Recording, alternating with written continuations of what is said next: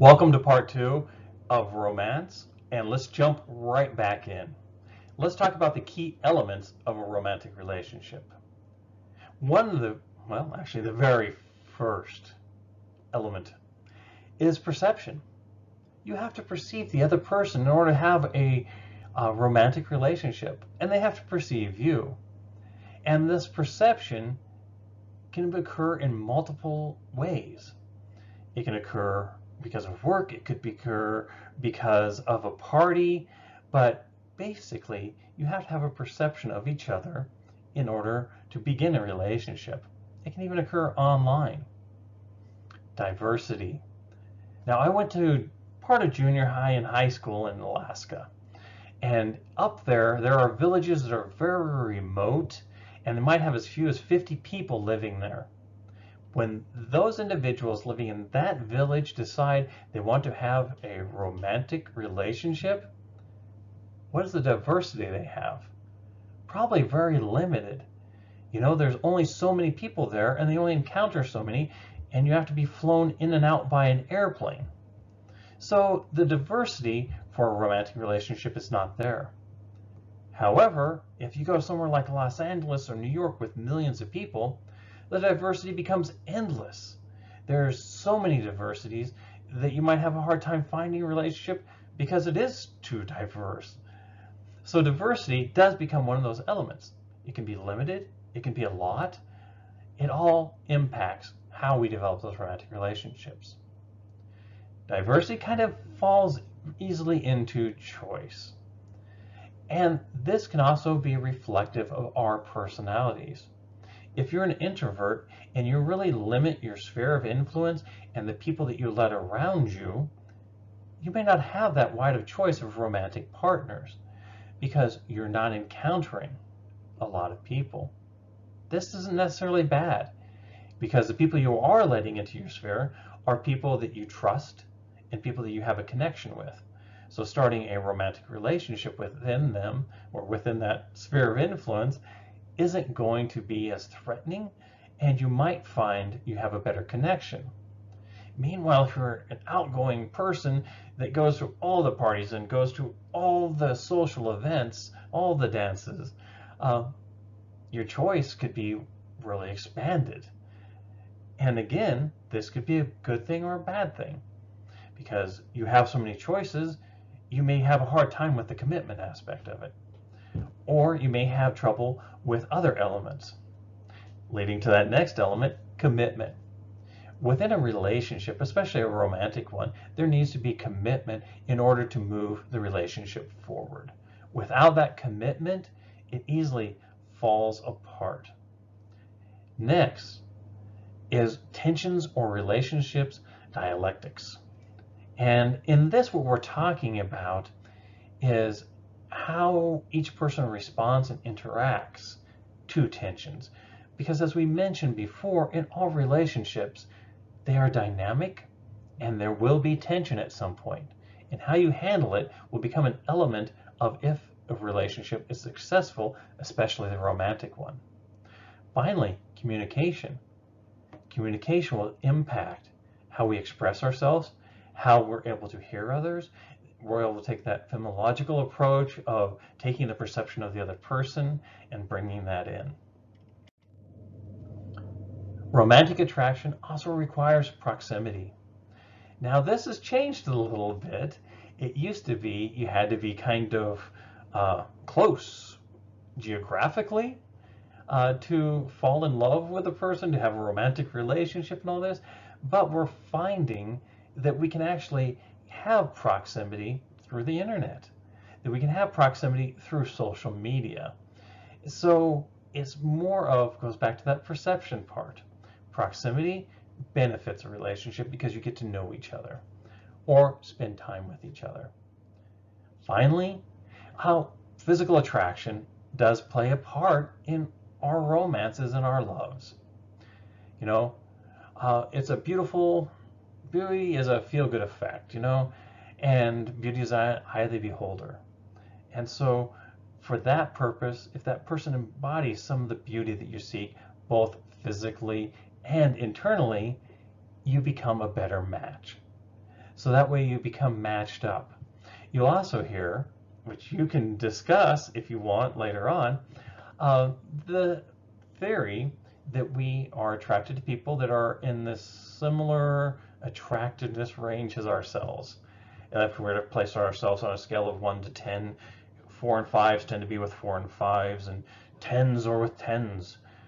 However, does that always play out? Is that always true?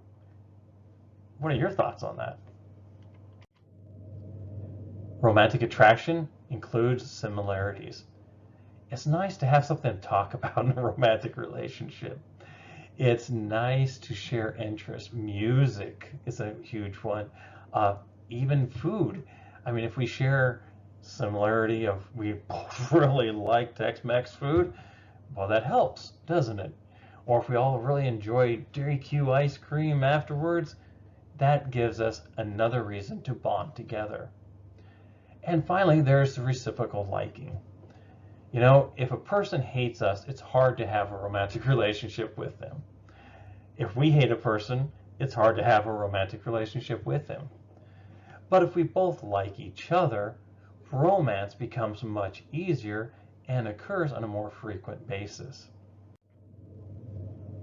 We'll also talk about resources. When we talked about conflict, we talked about resources. And the social exchange theory we brought up there, attraction to people who offer us some type of benefit. It might be a benefit of commitment. It might be passion. If we go back to that triangle, each of those can be looked at as a commodity. You know, if you're able to be intimate with someone, that's good for you. So we see benefits when we seek partners and romance. And we like to have a balance. We like that triangle to be equal sides. So we like to have equity within our relationships. All of these are important elements that we look for when we're looking for romance. Finally, let's look at Knapp's stage. This isn't our final portion, but I threw that out there a bit early. When we're looking at Knapp's stages, what we're looking at is a theory that Knapp came up with about how relationships evolve. He was a bit of a pessimist. He felt that all relationships will eventually end up in the last square, which is termination. The end of a relationship. All relationships are doomed. Eventually they will all end. I don't look at it that way. Before I go into that, let's cover real quickly the stages. There's the initiating phase. That could be where you start perceiving a person. You're like, hey, I like that person. We have some of those elements of romance. Let's initiate a relationship. Experimenting. That's that first date. That's where you're going out and you're talking about, hey, I like this. What do you like? You listen to this music? I listen to that music. And so you start experimenting. And then you start intensifying that. That's the second and third dates, and even beyond that. Establish a mutual awareness, and you start to lay out the ground rules. That's where communication starts to go from the experimenting to, okay, I like people that express their love through contact. So when you see me, you need to hug me and hold my hand. Or it might be a case of, when we're going to fight, let's not go to bed mad anymore. So you're intensifying that relationship. You're setting those ground rules that will help move your relationship forward.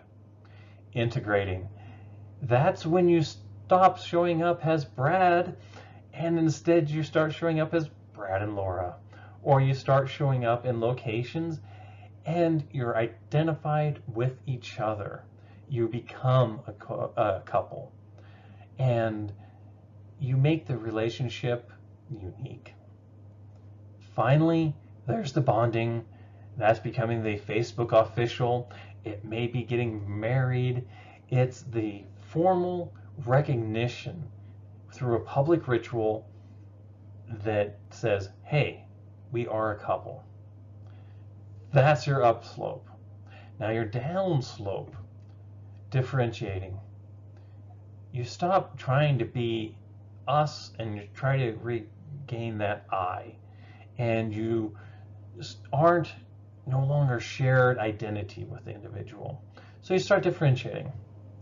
Um, and then you start circumscribing, and you start creating a distance between each other. Less information is shared. How was your day? Great. Did you have a good day? Yeah. The short, abridged answers where you start kind of separating from each other. Stagnation. You avoid communication or talk with a partner. You don't talk about flaws. You don't talk about relationship goals. You're in a relationship, and you're in a relationship. And that's how you view it. And so you start to stagnate. Then finally you start moving from stagnation to avoiding. Well, I'm going to start working overtime, and I'm going to take on many hobbies that get me away from the house so I don't have to interact. That's avoiding. And then finally the termination phase, which is it's over, it's done, relationship, let's put that in the past chapters of the book. It's no longer going to be in the future chapters. Now, this is very depressing if you think all relationships have to go this way. I view it differently. I see us dancing upon the staircase. I've been married for nearly 30 years now, and I can tell you this. I'm not the same person that she married. She's not the same person as when we were married, and vice versa. We all change. We're dynamic and we're unique. Which means when we start to reach that top, rather than stepping across and just going down the staircase, what's wrong with going back and experimenting? Getting to know, what are your new hobbies? What is this you've learned at work? What is these new things you picked up at school? And so instead of moving to stagnation and back down the hill, you're suddenly back on the upslope, and you can kind of dance around the staircase.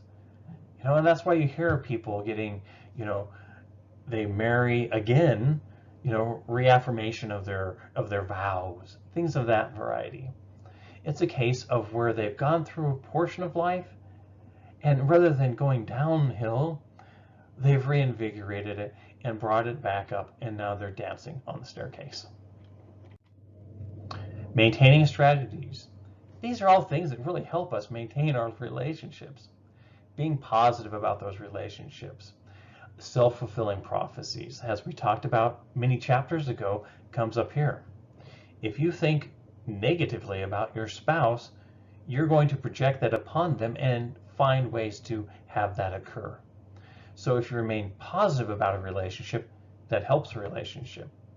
Assurances. Reassuring that intimacy, that you're there for them, that you're remaining vulnerable, and that you're sharing with them.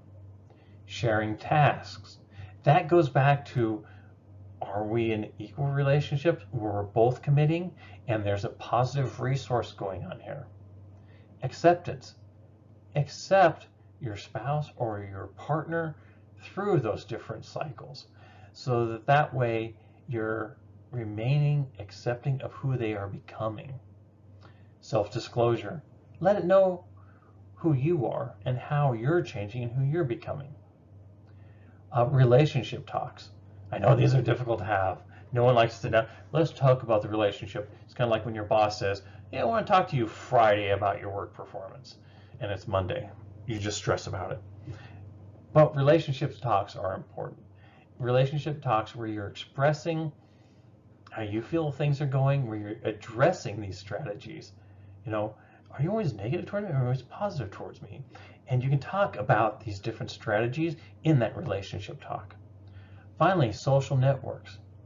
When we share social networks, we have a tendency to be more bonded within a relationship. When you have your set of friends and she has her set of friends, and vice versa, what you rapidly find out is you start to drift apart. You hit that stagnation and the differentiating. So sharing a social network, or even having a few members within the social network that overlap, creates a stronger way to maintain a romantic relationship. Now, at the end of the day, you either focus on what's tearing you apart or on what's keeping you together. That's true.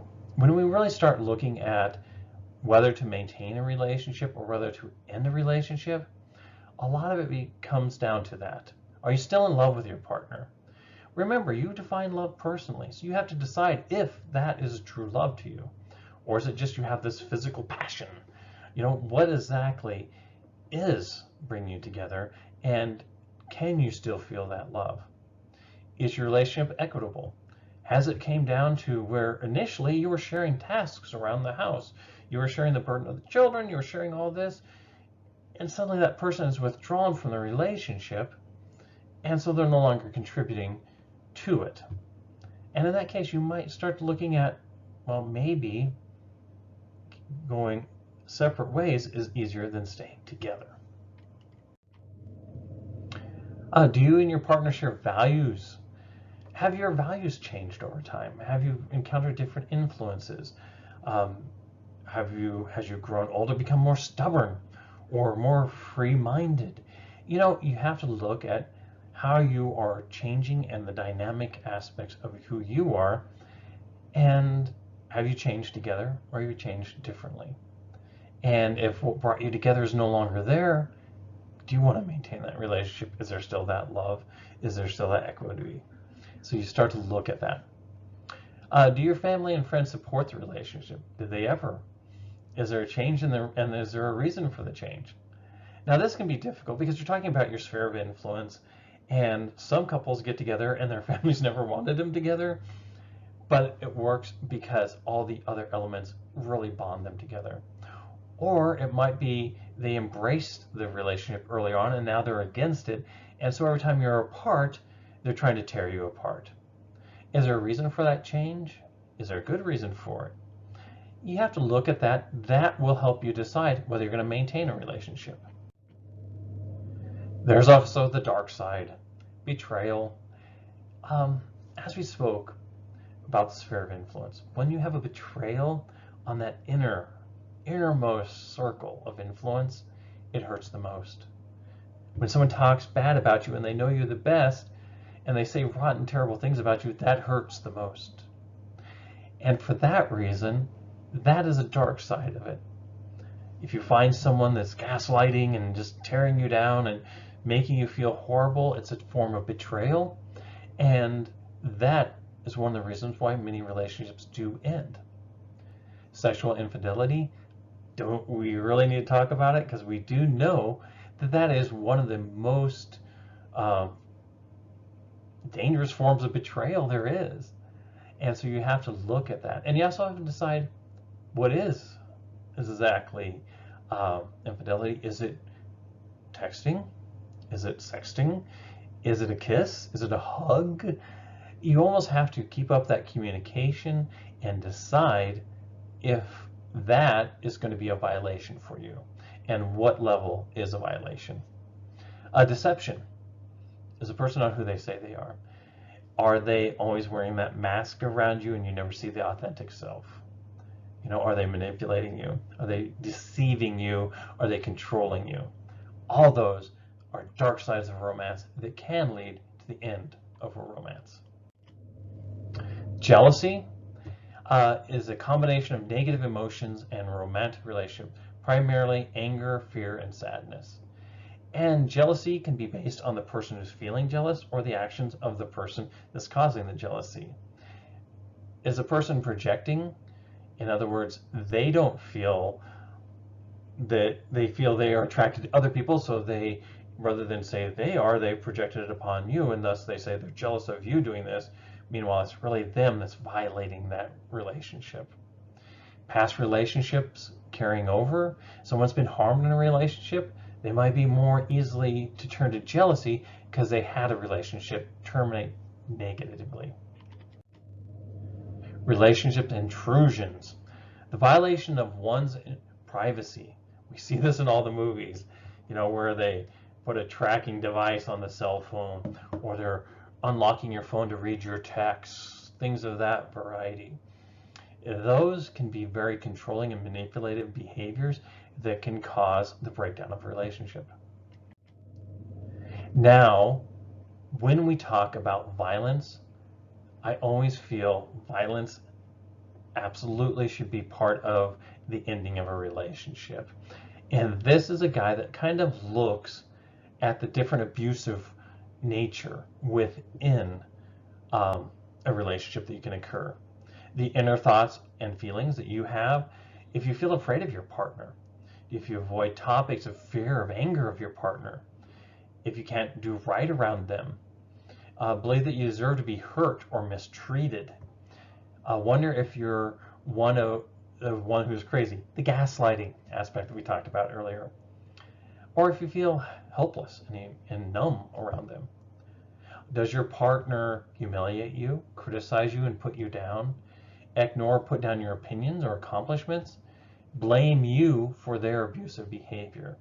See you as property or an object? Does your partner violate behavior? Does your partner have a bad or unpredictable behavior? Hurt or threaten to kill you? Threaten to take the children away? Threaten to commit suicide if you leave? Force you to have intimate relationships, or destroy your belongings? Finally, your partner's controlling behavior. Act excessively jealous and possessive? Control where you go and what you do? Keep you from seeing friends or family? Limit your access to money, phone? Limit your resources? Constantly check up on you? All of these are signs of an abusive relationship, and if you're seeing multitude of these, some cases even one of these, it's a good indication that that relationship maybe should be terminated. So finally, what we talked about is defining a romantic relationship. We talked about attraction, we talked about NAP, we talked about maintaining, and we talked about our choices.